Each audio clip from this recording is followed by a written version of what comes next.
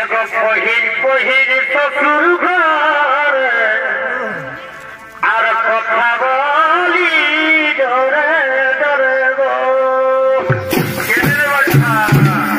एगो पहिर पहिर ससुर घर और कथा बोली डरे डरे गो केने केने আমাকে ডর লাগে এই গলার পরে আমাকে ডর লাগে এই সজা দিবার পরে পরিবার তোদের বেটাই গো বাকি আচ্ছা আচ্ছা